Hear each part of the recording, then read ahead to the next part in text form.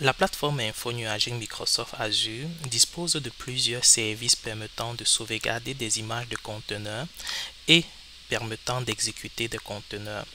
Dans le cadre de cette capsule vidéo, nous allons passer en revue les services les plus populaires dans la plateforme Azure permettant d'exécuter et stocker les images de conteneurs.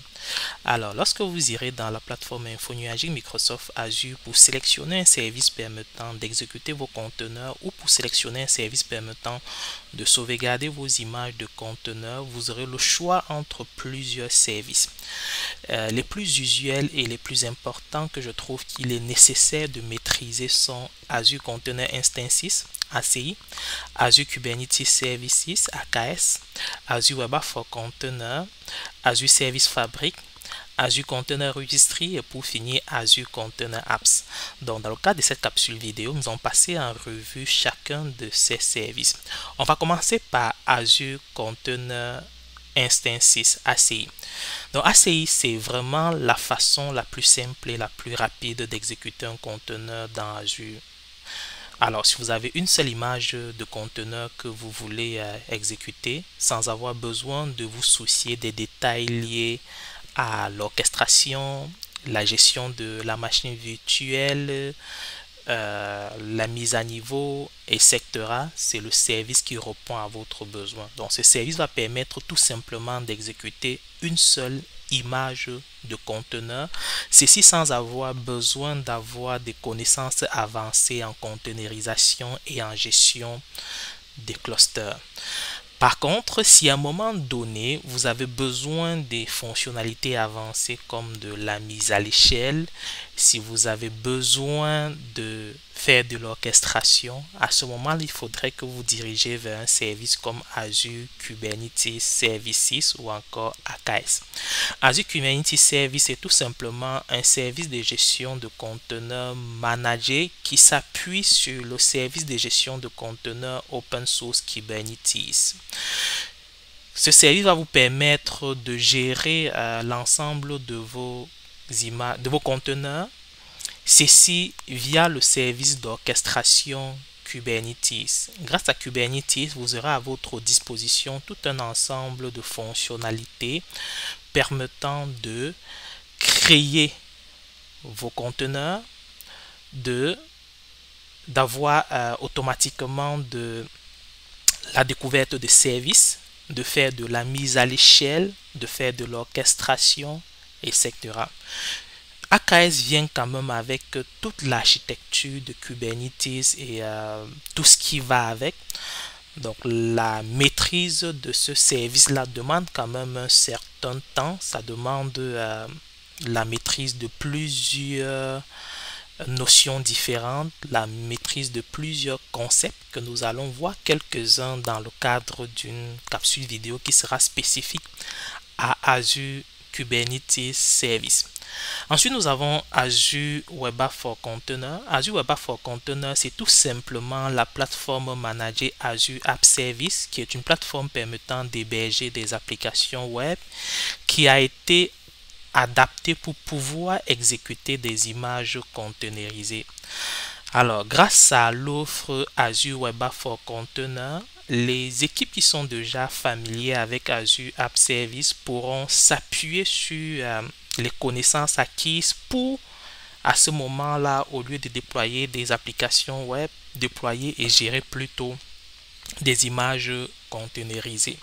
Alors, il faut savoir que lorsque vous utilisez justement Azure App Service avec comme système d'exploitation haute Linux, derrière, même si vous n'avez pas fait le choix de Azure Web App for Container, vos actifs sont exécutés dans des conteneurs. Ok, donc derrière toute la gestion qui est encapsulée par le fournisseur Microsoft, toutes ces gestions-là se font au travers de conteneurs. Et ce qu'ils ont fait, c'est tout simplement offrir Azure Web App for Container qui, à ce moment-là, permet à l'utilisateur non pas de déployer directement du code, mais de déployer plutôt des images containerisées qui vont s'exécuter sur la plateforme. Ensuite, on a Azure Service Fabric. Donc, Service Fabric est une plateforme des systèmes distribués qui est développée par Microsoft qui va faciliter ici le packaging, le déploiement et la gestion des conteneurs et microservices évolutifs et fiables. Service Fabric se positionne un peu comme un concurrent de Azure Kubernetes Service ou bien de Kubernetes. Alors, pourquoi est-ce que Microsoft offre ce service? Initialement, le premier service d'orchestration dans la plateforme info nuagique Microsoft Azure était Service Fabric. Pourquoi? Parce que la plupart des services SaaS de Microsoft, on va penser ici à Microsoft 365, on va penser à Teams, etc. Tous ces services-là s'exécutent avec l'infrastructure de Azure Service Fabric. Donc derrière, c'est du Azure Service Fabric qui vient supporter l'ensemble de ce service. Alors ce que Microsoft a fait, c'est de tout simplement exposer et rendre disponibles les API que la firme utilise déjà et toutes les ressources que la firme utilise déjà pour pouvoir hoster ses propres systèmes. Okay? Sauf que c'est un système qui a été implémenté en utilisant des normes et des orientations qui sont spécifiques à Microsoft. D'accord? Alors, on a Kubernetes d'un côté qui est open source, qui est très adopté par la plupart des entreprises parce que justement l'API est développée avec la collaboration de plusieurs entreprises, Google, Amazon, même Microsoft, ce qui entraîne une grosse adoption. Alors Microsoft de son côté ne pouvait ne pas avoir une implémentation de Kubernetes dans sa plateforme info nuagique si elle voulait être compétitive. C'est pour cela que la firme vous offre les deux options, soit utiliser du Service Fabric ou utiliser du Azure Kubernetes Service pour pouvoir orchestrer vos conteneurs. Ensuite, nous avons Azure Container Apps, qui est un service de conteneurs serverless entièrement géré qui va permettre la création et le déploiement des applications modernes. Ce service-là, c'est un service qui est quand même relativement intéressant parce qu'il a été conçu avec à la base une orientation microservice. L'objectif principal était d'aider et simplifier la vie aux équipes de développement qui utilisent les architectures modernes, qui sont orientées vers les microservices et qui ont besoin justement d'avoir à leur disposition une plateforme qui offre une certaine simplicité dans le déploiement des applications containerisées, la mise à l'échelle, la découverte de services, les retry policies, etc.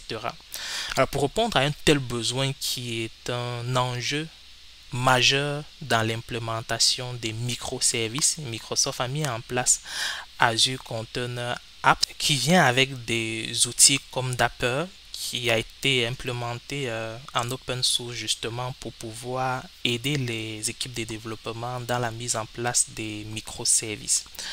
Pour finir, on a Azure Container Registry qui est tout simplement un registre de conteneurs privés qui s'appuie sur Docker 2.0. Azure Container Registry va vous permettre de créer, de stocker et de gérer vos images de conteneurs via un registre de conteneurs privé qui est entièrement managé par le fournisseur de la plateforme info nuagique et qui offre toute la sécurité nécessaire pour pouvoir stocker de façon sécurisée ces images de conteneurs. C'est tout pour ce que je voulais vous présenter dans le cadre de cette capsule vidéo.